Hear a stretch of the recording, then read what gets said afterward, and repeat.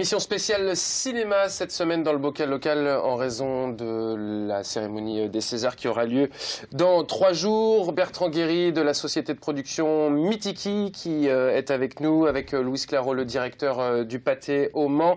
Mythiqui qui produit un film qui s'appelle La vie des gens, qui sera diffusé le 24 février au Pâté justement et le 4 mars sur l'ensemble des salles françaises, dans l'ensemble des salles françaises, dans l'ensemble des territoires français, ça c'est sûr.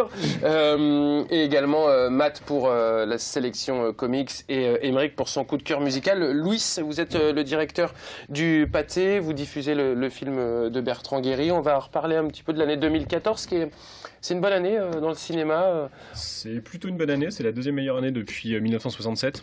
On nous dit toujours qu'avec Internet, tout ça c'est compliqué. Alors c'est toujours compliqué, ça, j'allais dire c'est les commerçants qui se plaignent, oui, voilà, c'est toujours à peu près ça. Non, effectivement, on a des nouveaux concurrents qui sont arrivés quand même cette année sur la place. Il ne faut quand même pas oublier que les vrais concurrents aujourd'hui du cinéma sont plutôt Internet, Netflix et d'autres abonnements. Mais effectivement, sur certains films, il n'y a pas la concurrence d'Internet. Aujourd'hui, les bonnes années du cinéma global en France sont surtout des films où il y a des films français. Oui, cette année, effectivement, on a 12 millions d'entrées avec Qu'est-ce qu'on a fait au bon Dieu. On va finir là quasiment à 6, même si c'est sur le début de l'année, fin d'année dernière, sur La famille Bélier. On a eu Lucie, film français, et Super Contriac. Donc cette année, ça fait quand même pas mal de films français, c'est-à-dire que je crois que de mémoire, sur le top 5, il y a 4 films français. Ça s'est jamais vu. Ce qui veut dire que l'exception culturelle française continue de faire son job finalement pour les salles de cinéma. On est encore heureux de venir voir les films français au ciné. Je ne sais pas si c'est une exception culturelle, mais ce qui est sûr, c'est que la production nationale booste les entrées d'un pays. C'est sûr qu'en Espagne, c'est pas la même. Oui. On a vraiment l'avantage d'avoir un système qui nous permet d'avoir des films, de faire des films, et on les voit, ça permet effectivement d'avoir des entrées parce que il y a automatiquement des personnes qui aiment le cinéma américain ou le film étranger, mais en grande partie, les Français préfèrent le cinéma français. Les gars, vous consommez un petit peu de films français, vous ? Oui. Oui. Oui. Aussi. Vous allez régulièrement au ciné ? Oui, un petit peu, ouais. Et encore aussi pour vous, Matt, essentiellement un pour les... Un peu moins de films français, ouais. Mais c'est vrai qu'il y a une autre concurrence, c'est-à-dire que les films français, on les trouve pas sur Internet en version française québécoise. Et que là, 15 jours avant leur sortie, les nouveaux héros étaient dispo sur les réseaux sociaux. Birdman, c'est un mois avant sa sortie qu'il est disponible. Et que, puisqu'on l'a vu... en piraté sur Internet, les films qu'on peut pas trouver et qu'on est obligé de payer, on va les voir en salle et donc ça fait des vues aussi mathématiquement pour les films français aussi, quoi. Vous avez pas vu La famille Bélier ? Non. Vous en parliez, Louis, cette famille Bélier, enfin ce film cartonne, 6 millions, on va passer les 6 millions d'ici quelques semaines maintenant. Ils sont également nommés au César pour pas mal de nominations, 6 nominations. Pourtant, alors c'est pas une comédie, mais je reviens par exemple sur Les Ch'tis qui avait fait 20 millions d'entrées. Est-ce qu'il y a de la place pour la comédie, entre guillemets, dans les cérémonies officielles du cinéma ? C'est un avis personnel. Oui, je vais donner un avis personnel, mais j'ai juste cité Coluche. Il a fait combien de films avant de faire Ciao Pantin ? Il ne sait pas qu'il était meilleur comédien ou pire comédien après, et pourtant il a été nommé non sur une comédie, mais sur un drame, presque. Oui. Donc c'est la problématique, entre guillemets, ce n'est que mon avis, des comédies françaises. C'est-à-dire qu'elles n'ont pas leur place dans le jury. Danny Boone était frustré de ne pas être nommé en 2008 lors de ses 20 millions d'entrées. Maintenant, je crois qu'il est président de la cérémonie, je crois. Ça va mieux. On voit aussi dans les nominations... Quand on prend 200 000, on est toujours content. On voit dans les nominations qu'effectivement, des comédies, il y a quand même des rôles d'acteurs. Moi, je pense effectivement à La famille Bélier. On les a reçus, on a pu discuter avec eux. Ils ont quand même été coachés pendant quasiment 2 mois par une personne qui était sourde pour pouvoir signer. Alors, effectivement, c'est une comédie, mais il y a un vrai travail derrière. Mais est-ce qu'on n'est pas dans la comédie dramatique ? Est-ce qu'on ne rajoute pas justement le dramatique à côté de la comédie ? Oui, je l'appellerais plutôt une comédie sociale. C'est-à-dire qu'il y a plusieurs couches de population. Ce n'est pas forcément dramatique, parce que ça se finit quand même plutôt bien. C'est pas vraiment un drame. Donc voilà, c'est plutôt la comédie qui était vraiment quelque chose à part et qu'on ne retrouve pas forcément aux Oscars. Donc les Oscars, en fait, si vous faites une comédie et que vous êtes bon, vous pouvez être nommé. Vous l'avez vu, Bertrand, La famille Bélier ? Non, j'attends. Il reste pas encore, justement. J'attends qu'il passe les 6 millions. J'ai allé voir sur Internet. En tout cas, ça donne envie. C'est clair que je ne l'ai pas vu, mais il y a un casting qui tient la route. François Damiens, quand même, je pense qu'on n'a plus rien à dire sur ce comédien-là, même s'il ne parle pas trop dans le cinéma a priori. Mais donc voilà, dans tous les cas, c'est bien la preuve d'ailleurs de cette grandeur de comédien. Donc après sur les Césars. De plus en plus, on voit des films. Ce que je veux dire, c'est que c'est les comédies qui font le plus d'entrées, mais et qui ne sont pas représentées. Mais ils viennent un peu là. Un peu, voilà. Après, cette soirée, c'est une soirée. Moi, je peux le dire, je pense que j'ai un film, je suis tranquille, il ne sera pas nominé au César. Non, pour plein de raisons. Mais après, voilà, cette soirée-là, elle est référence, mais c'est pas. C'est une soirée pour les gens qui la regardent. Mais il y a pas un système d'intelligentsia aussi, c'est un peu comme les victoires de la musique. Exactement.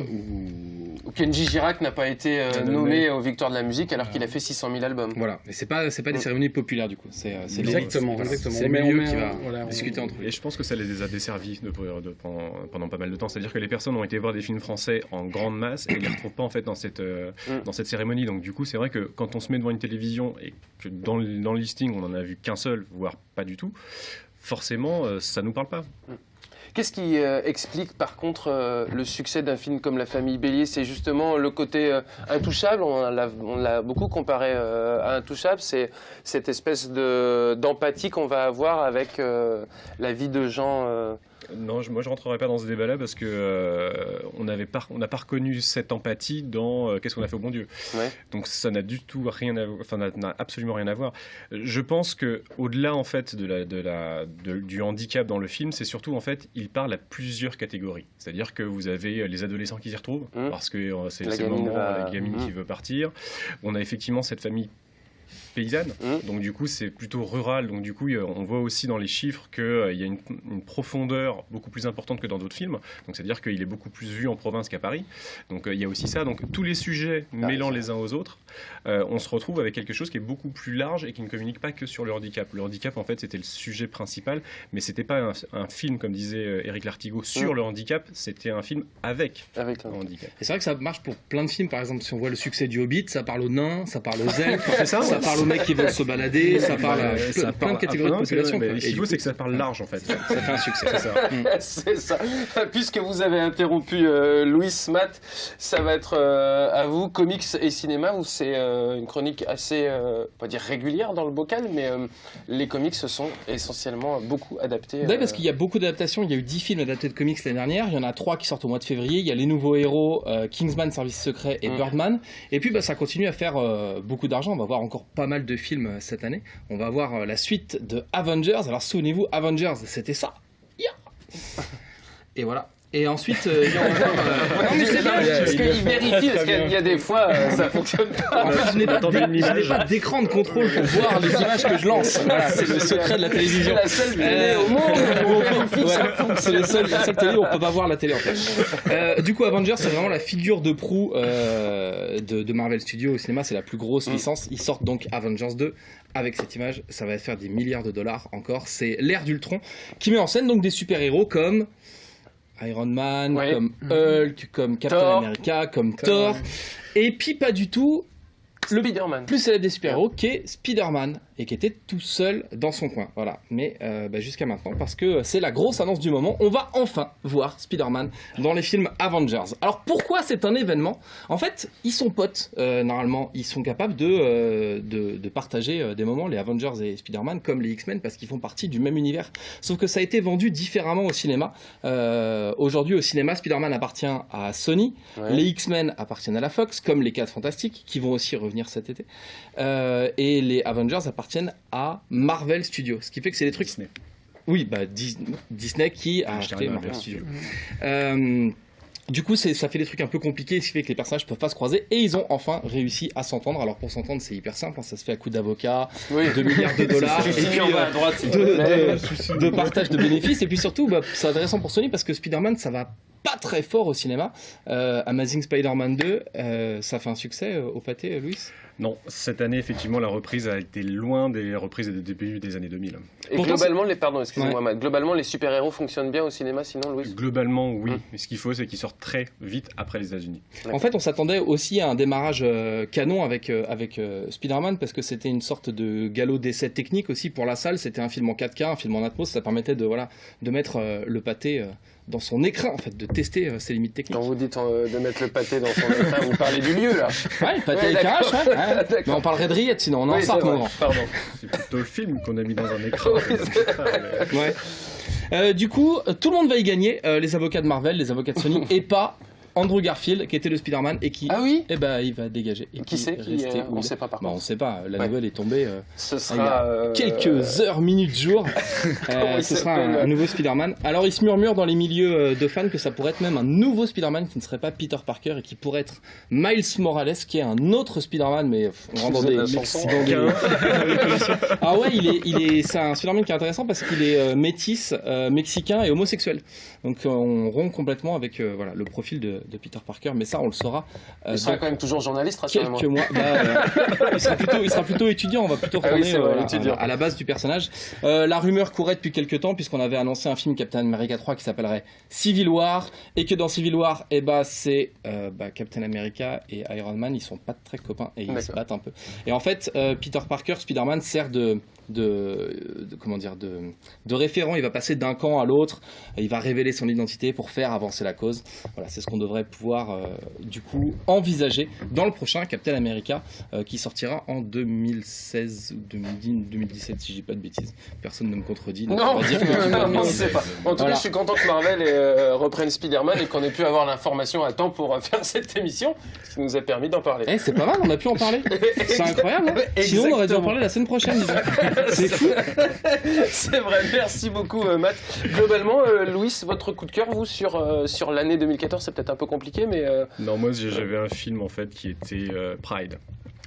Pride, alors que peut-être pas grand monde a vu. Si, Kitty Pryde, elle est dans les X-Men aussi. Non, c'est pas du tout. Alors, décidément, il y a des comics partout. Non, c'était un film en fait sur l'histoire des mineurs sous Thatcher qui étaient soutenus par des homosexuels.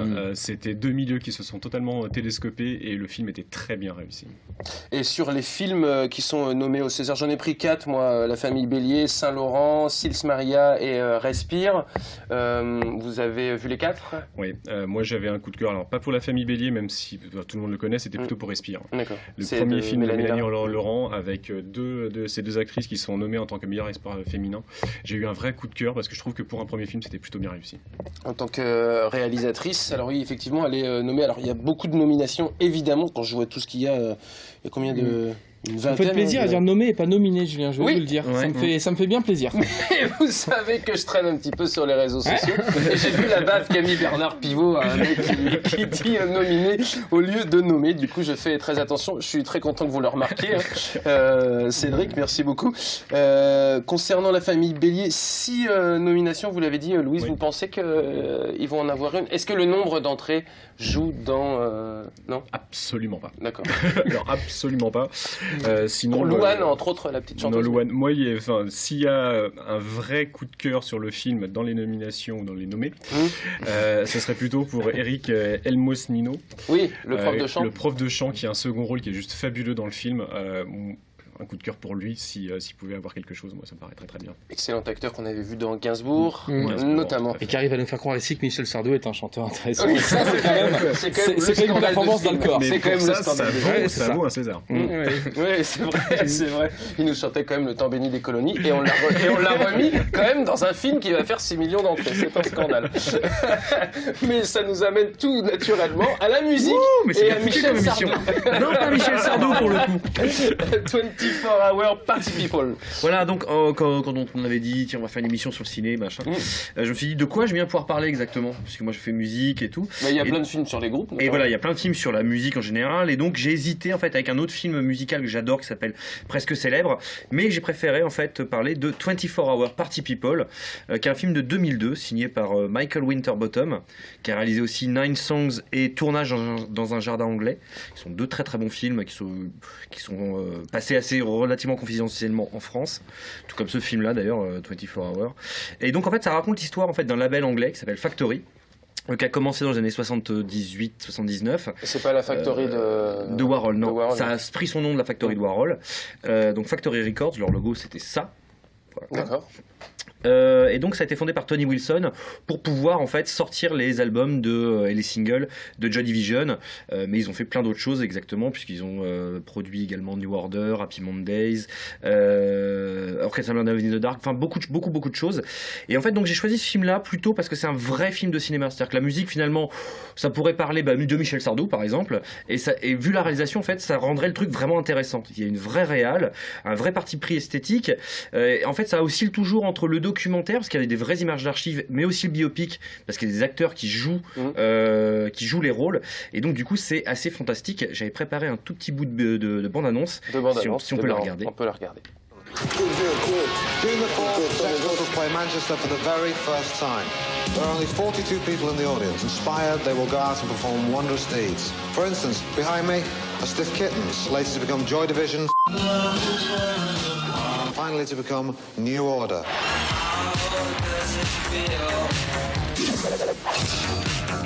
Joy Division, New Order, Happy Mondays. We are an experiment in human nature.